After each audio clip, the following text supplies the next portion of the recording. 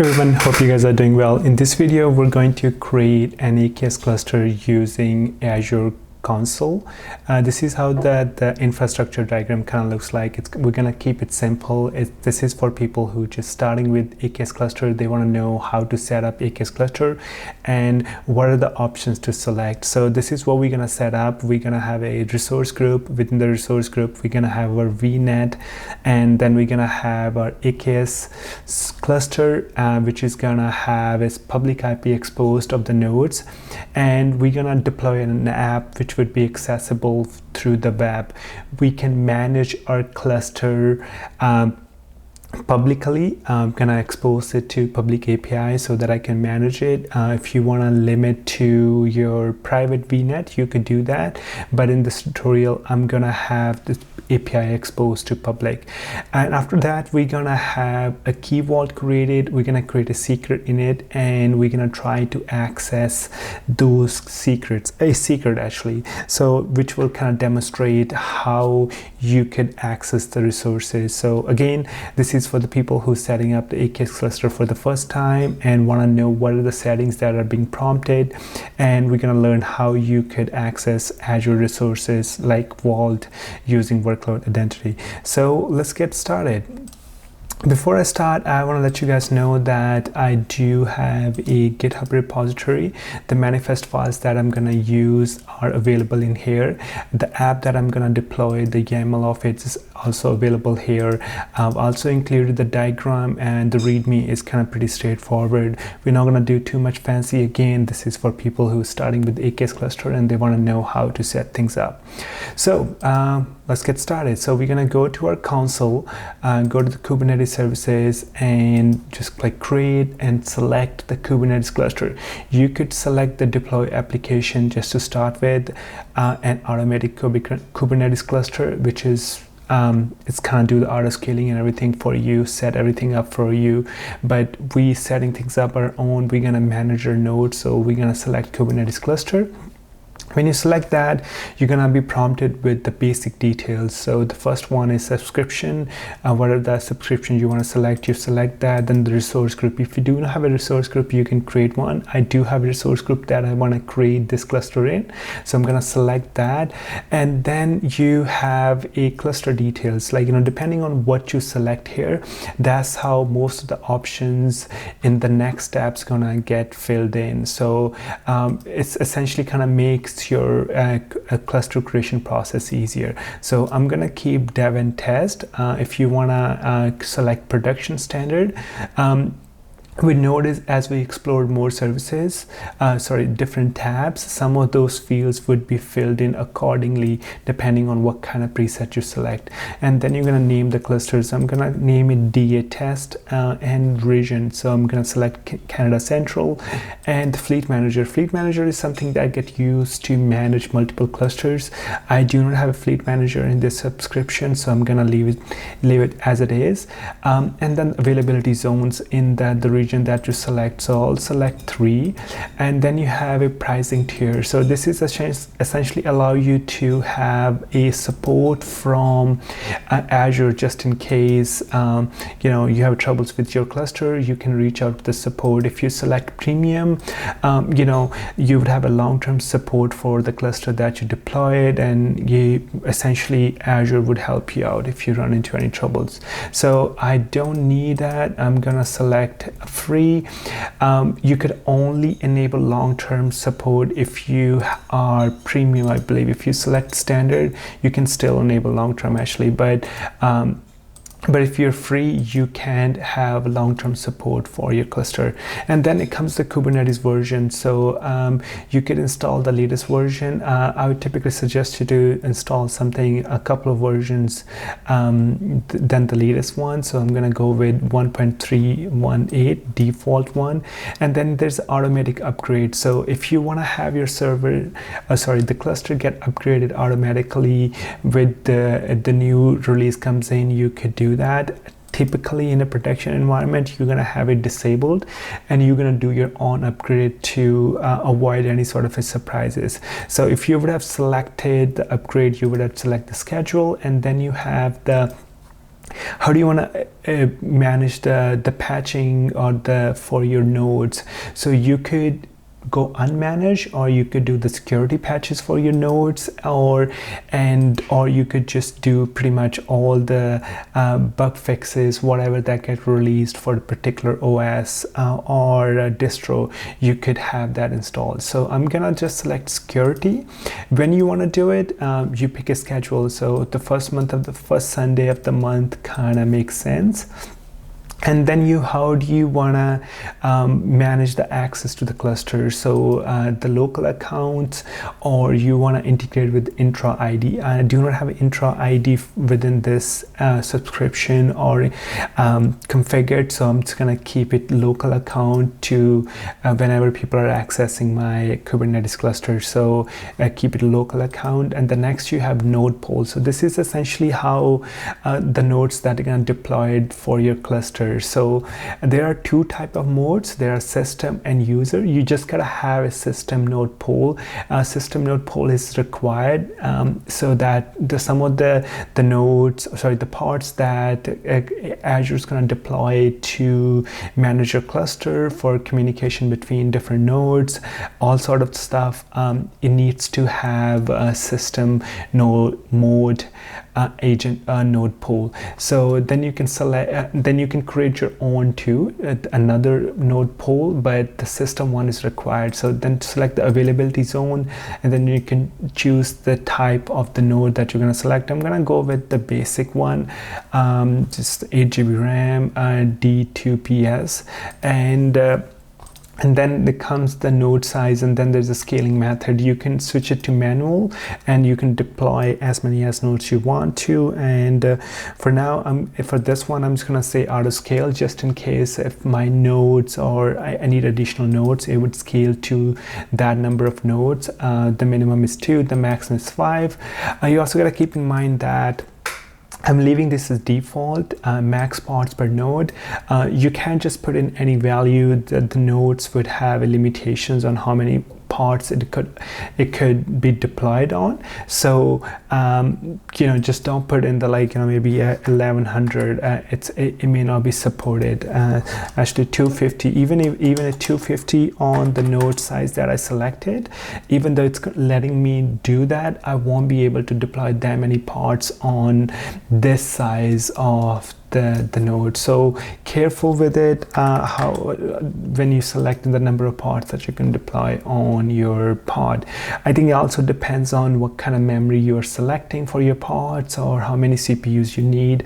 So if so that would definitely make a difference. If you can have like a couple of parts expecting high memory and high CPU, and then expecting the numbers that you specify to be deployed on the node, is kind of like an obvious thing.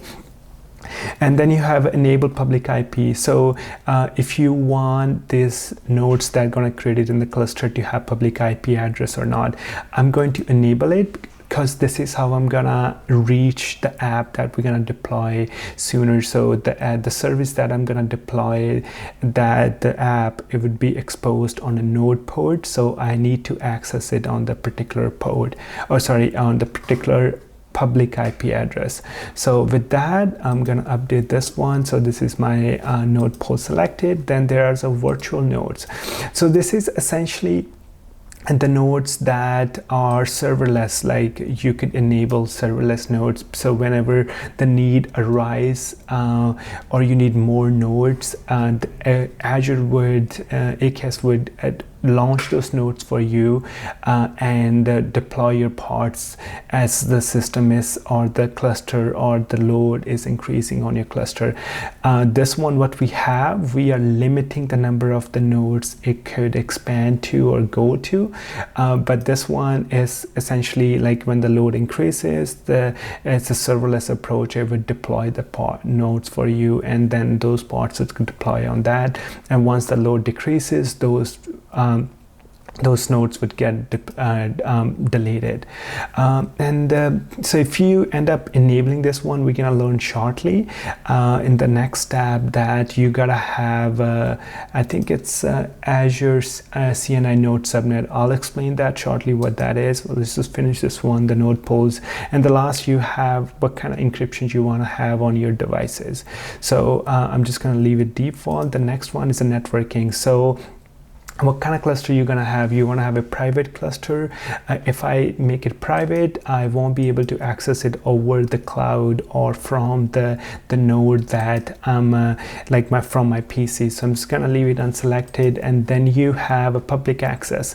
When you even enabling the public access, you could limit the access to a specific IP address, or if you're working from a corporate office or some sort of an office, you could add that location's IP address so that people from traffic originated from particular IP address can access the cluster, but not everybody. So I'm gonna leave it unselected, and then you have a container networking. So how you want your pods and containers to interact. So you could have Azure CNI overlay network. This is essentially gonna be the network. The pod's gonna have a different network than what your node's gonna have. So so essentially best for scalability, like it says. However, if I would have gone with the virtual nodes, I would be forced to use the Azure CNI node subnet. So whatever the VNets, the cluster is going to get created, that's what get utilized by the nodes as well. With the Azure CNI, the nodes and the pods would have a separate IP space for the scalability reasons. So when next comes the virtual network. So if you're bringing your own virtual network, you already created one, you could select that one and specify that particular virtual node. If you hadn't, even if I selected this one, all the options were prompted. Even if I don't, those options this cluster will get created with these options. It will create a new virtual network for me. It will have a subnet and the service address range and the DNS IP address and the public name prefix. So even if I now selected it, those things will get created. So if you specify it, you could select the particular VNet you want to use for your cluster. So I'm gonna unselect it, and next you have what kind of network policies that you want to have, or Cilium data plane or network policy. This is essentially the policies that you would put in place so that you could restrict the traffic between your pods, or what pods can talk to what pods. So essentially managing the traffic between your pods. The load balancers is going to be standard, so it's kind of essentially for the accessing your cluster. So it's going to be standard, so leave it as it is. And the next you have integrations, like you can make your AKS cluster integrate with Azure Container Registry, so that easier for you to pull Docker images and something like that. Then you have a service mesh. If you want to deploy service mesh Istio, if you enable it, it'll deploy it for you. We're not going to go into this route today, so we're just gonna leave it unselected. And then you have Azure policy. This is essentially like using Azure policies to restrict the access, what kind of safeguards you want to have in place while people are accessing cluster or managing it. So I'm gonna disable it. So gonna go to the next one. Then you have a monitoring. So AKS cluster does allow you to integrate with the some sort of if you want to enable the logs, you could do that. It would deploy the log analytic workspace for you and essentially capture the logs for your pods, and you do have the ability. I don't need to do that for the cluster I'm creating, but if you do select this one, you'll be able to create that workspace. And then you have Prometheus. So if you want to gather the metrics from your cluster, you could enable it, and then once those metrics are being collected, it would deploy especially in a particular workspace, and then you could use the Grafana to have a dashboard, and if you select that, it would deploy the manage Grafana node for you. And then it's again for the alerting. If the CPU on the particular node increases to or goes above 95% or something like that, you could have it alerted. So I don't need any of this for this cluster I'm creating, so I'm just going to leave it alone. I might create a different video on how you could effectively use manage Grafana and Prometheus to have the metrics selected and displayed on the dashboards. And next you have security. So OpenID Connect, this essentially, it's a requirement if you want to talk to Azure resources via manage identity. So if I disable this, I wouldn't be able to enable the workload identity. This is enabling OpenID Connect is a prerequisite for enabling workload identity. This is again, this would be required if you want to talk to Azure resources and pull some sort of information from it. So as I mentioned in the beginning, we're gonna pull the secrets from the vault. So essentially we are accessing Azure resources from our AKS cluster. So I'm gonna enable this one. The next feature, you have image cleaner. So if there's any image sitting on your cluster that aren't being used, they could be cleaned up after a certain time period. So this here, it doesn't let you select the time period if you enable it, and after the service cluster is created, you can specify the days when the image should get cleaned. And then you have the Azure Key Vault. So if you're storing your secrets in the Azure Key Vault, you could access it using you can enable the integration with the Key Vault. Don't get confused, the workload identity, we just gonna access the vault as a resource, and this one is for storing or accessing your secrets. So these are like two different things. Workload identity and the Azure Key Vault, they're the two different things here. So we don't have any secrets for this cluster, so I'm gonna leave it unselected. The next one, I want to let you know that, when we were in the networking tab, you noticed that I told you that we're gonna have a new VNet get created. All the resources that we would get created that are required for this cluster to function will get created. Things like again, the VNet, the subnets, the network security group, even service type managed identity, all those things will get created in this resource group, and we can access it once we destroy our cluster.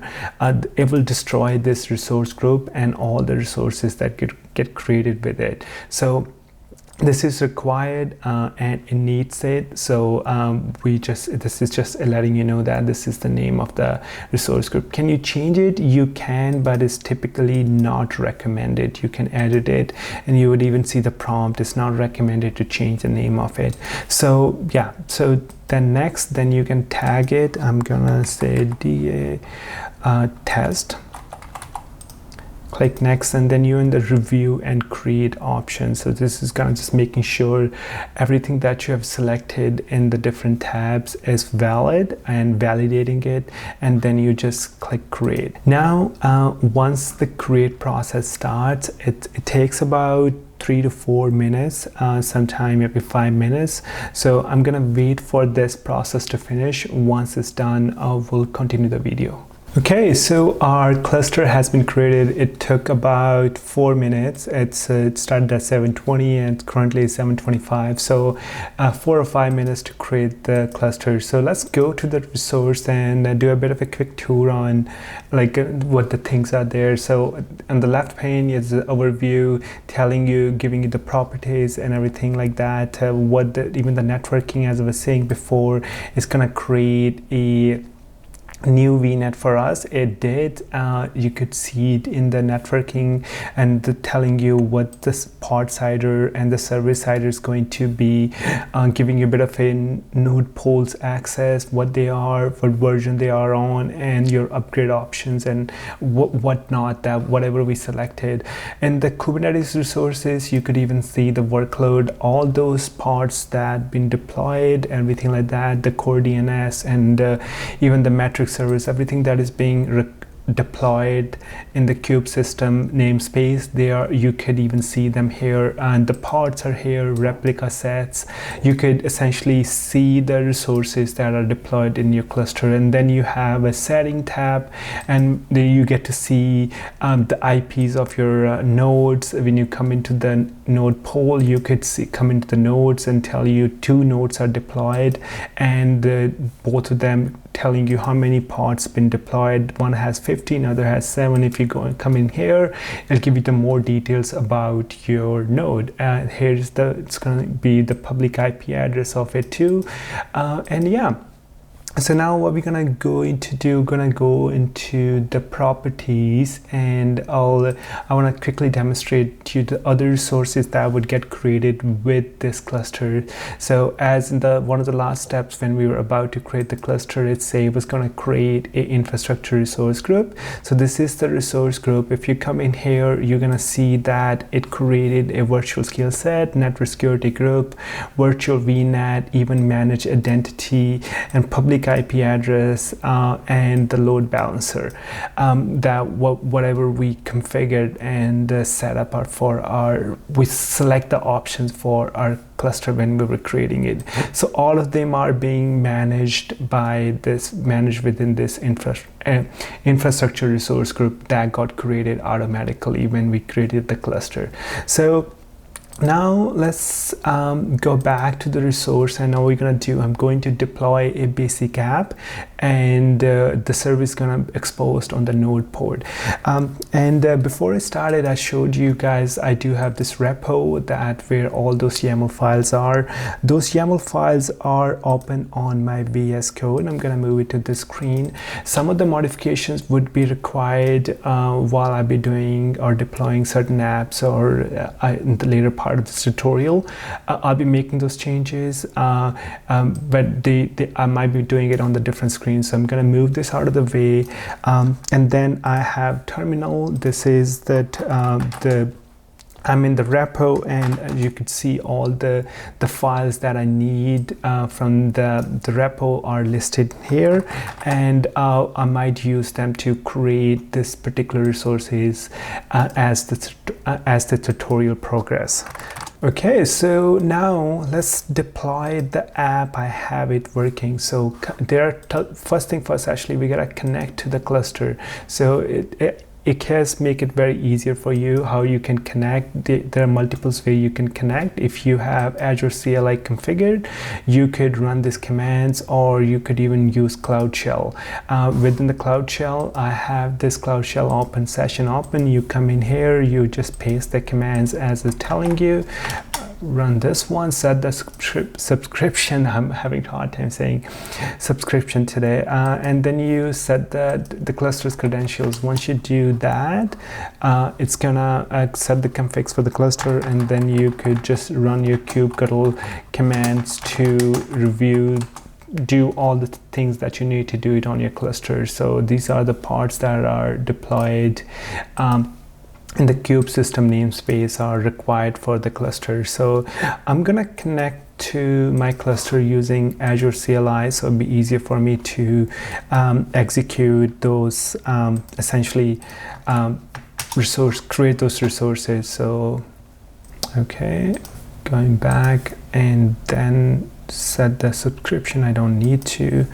That subscription is set up, so I'm gonna select enter and set the credentials for AKS cluster that I created. Now if I do kubectl pods in all namespaces, I should see the list of all the pods that are in my cluster. Perfect. Okay, so the first thing we're gonna do, we're gonna deploy my app. So the app I have a blog app YAML. So reviewing the manifest, it's downloading my app from my Docker repository. It's requesting for resources, whatever it needs, and it's gonna have 5 replicas and it's deployment. Then I'm gonna expose that app using node port, and it will be exposed at 311 port. Okay, so let's coming back to my terminal. So I will apply this manifest file. Okay, so my blog app is deployed. If I do kubectl get pods, since they are being deployed in the default namespace, I would see that those pods getting created right away, so I could get my service as well. So my service is created and it is being exposed as expected. So now let's try to access my app. So what I need to do now, I need to grab the IP address of one of the nodes that are deployed in this cluster. So we're gonna go to the node pods and the settings, come in here, check the nodes, and let's quickly see where my pods are deployed. So okay, so looks like some of them are deployed in 001 and some of them are 00. So like, it doesn't really matter what node's IP I grab. So come in here. So I have 001 selected, and that's the external IP address of that node. Type in here, my app is exposing at 311.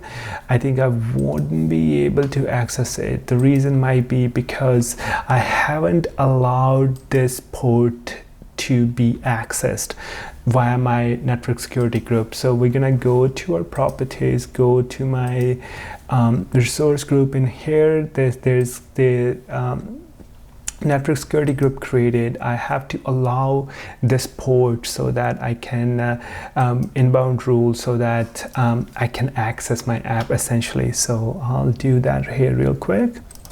You can name it as you like. I'm just gonna keep it as it is. Just quickly allow it.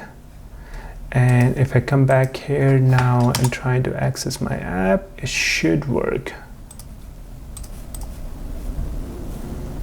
Okay, it looks like it's still not loading. What am I doing wrong?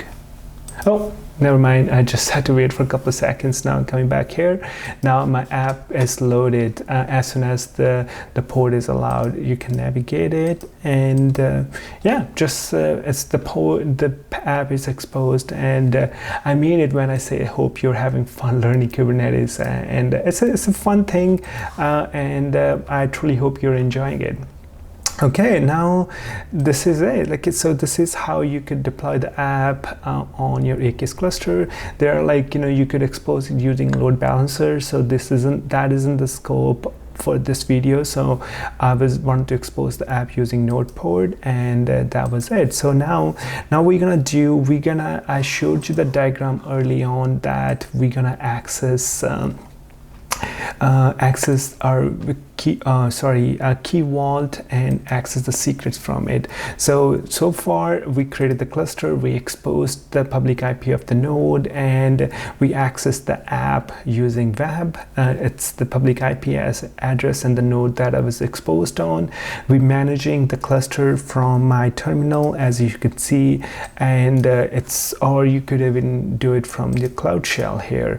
Yeah, so now the next step is to essentially access the secret from key vault. Everyone, this is me from the next day. Actually, turned out I was recording the video and OBS stopped recording somewhere after creating my vault, so I'm gonna restart the process. I have this cluster created, so let's now create the vault. So when come in here, gonna come in, create a vault. It's gonna be in the same resource group, and I'm gonna name it DA test vault 001, and it's gonna be in the Canada Central. And standard pricing, tier, and how long do you want the vault to be retained after it's deleted. You probably want to have it like a minimum number of days. It's 7, so that once the vault is deleted, how long before it's get permanently deleted, so the number of days. So here 7 is gonna quickly create and review, and okay, so we're gonna keep the access configuration as it is. Once this is done, we're gonna create managed identity. So managed identity is what we're gonna essentially our service account's gonna talk to, so that it could access the Azure resources. So we're gonna create a new managed identity. Click a new. Okay, what's going on in here? Reviewing this one. And okay, refresh this page. There is the new, this is the system managed identity which would have been created with AKS cluster. So I'm going to create a new one, and it's going to go in the same resource group where my cluster is, and the region is going to be Canada Central. The scope is going to limit set to none, and I'm going to name it DA test MI and review it and create. So okay, so now our managed identity is getting created. This one is relatively quick, so there it is. Now we're gonna come back to our vault, which is created. We're gonna give access to it, who can access and create secrets on this vault. So if you're coming in here, the role assignment for this resource, nobody has any sort of access to this resource. So we're gonna add access. So the first, I'm gonna add myself as a key vault secret officer. So I'll search for that particular job, like a role. So there is a key vault secret officer. Click next, and this is going to be user since it's me. So I'm going to add myself, select next, and assign this role to myself. And the next, we also got to assign a role to manage identity so that I could read secrets. So let's do that.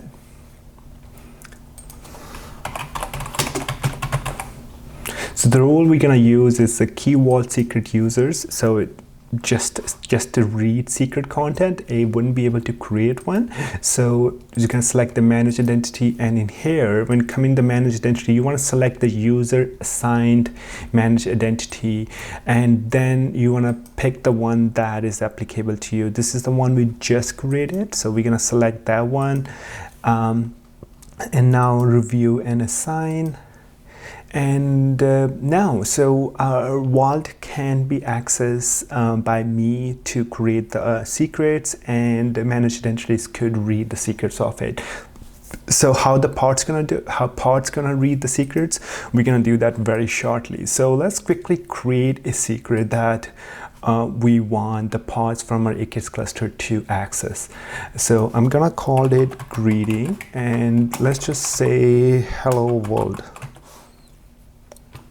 And I'm not going to touch the activation date and expiry date for the secret, leave it as it is. And once I save it, there it is. So my secret is in place now. So now what we're going to do, we're going to create a service account in our cluster, and it's gonna have our managed identities client ID mounted. So coming back to my managed identity, and it would have there it is.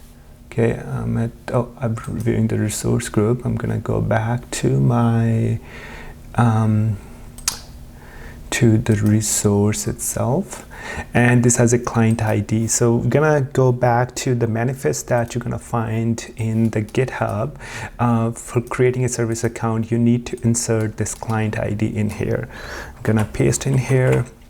And now I'm going to create this service account.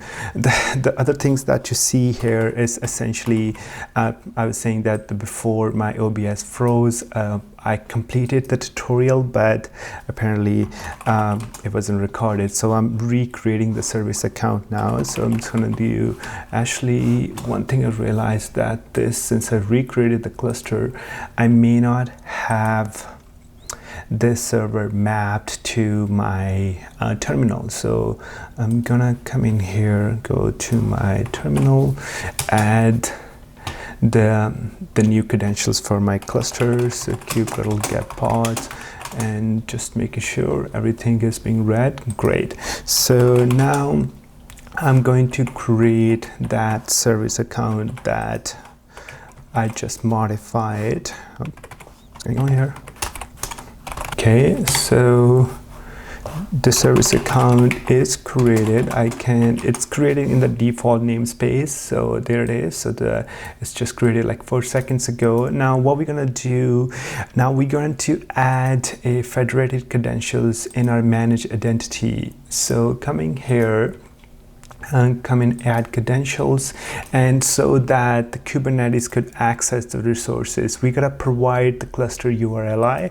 So this is when you create a cluster and enable the workload identity and enabled OpenID Connect, it would give you the URL that would used to issue the tokens that would get authenticated by managed identity, and then using managed identity, you'll access the resources within your Azure environment. So to find that URL, you have to come into settings and go to security configuration and grab the issuer URL here, come back to here, paste in here, and the namespace. So, and the service account that would be linked to this managed identity. So we're gonna provide that the service account that we just created. The name of that is DA workload SA. Paste in here, and the name of it, I'm gonna call it DA cred, and add. Okay, so our credentials are created. Now what we're going to do, that we're going to deploy a pod which is going to have our service account mounted and would be able to read our credentials. So again, the manifest is here, vault read pod, and the couple of things you probably want to modify is the vault URL and the secret name, in case you named it something different in your case. So I'm going to go back to my vault overview and grab the URI for it, and then update the URI in the pod. So paste the link here. And the secret name, we named it, I believe it was greeting. Yeah, okay. So named it greeting as it is, save it, and now we're gonna deploy this pod. While I'm going to deploy it, I'm also want to show you that there is also a super neat way when you create a cluster in Azure, you could deploy your YAML definitions directly from the portal when you click on create in overview, and you just paste your YAML, exit out of this Copilot thing, paste your YAML. You can do a dry run to find any issues that could be with your YAML that you're about to deploy, and then you just click apply, and there you go. So your pod is created, and if I come back to my terminal and do kubectl get pods, this should have been deployed and it's in a running state. Okay, so now if I get the logs of this pod, I should be able to read my secrets value. So get this, grab the name of this pod and paste it, and there you go. So this is the value that I inserted for my secret, and it's being read. The image that I'm using for this one is provided by Azure, so I didn't create this image. So this image can essentially allow you to read secrets from your vault. You just have to provide the URL name for your vault and the secret that you're trying to read, and you can read the secrets using logs. Yeah, that's pretty much it. So that's how your pods could essentially access the Azure resources if the workload identity is enabled.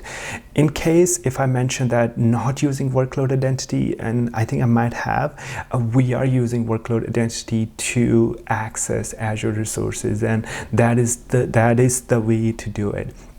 Okay, so once this is done, one thing you probably want to do, you want to clean up the resources so that you don't getting billed for it. Unless you want to keep the cluster, by all means. Otherwise, you can delete it, come in here and just confirm delete. Once you do that, you would notice that that the resources that were created in managed infrastructure resource group, they'll get deleted by itself. This resource group, you're gonna see the resources will starting to disappear. So it's in a deleting process. It'll take about like 5 to 6 minutes for it to be deleted.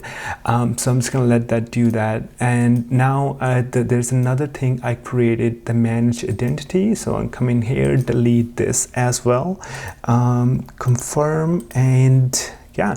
And now the other thing we created was the vault. Not this, coming back to coding vault, and this is a vault we created, and come to the overview and delete. Please note that the name that you used here to create a vault, you won't be able to use it for like next 7 days. If I try to create vault now with this, what was the name of my vault? Let's go back to the URL that I used so it'd be easier for me to find it.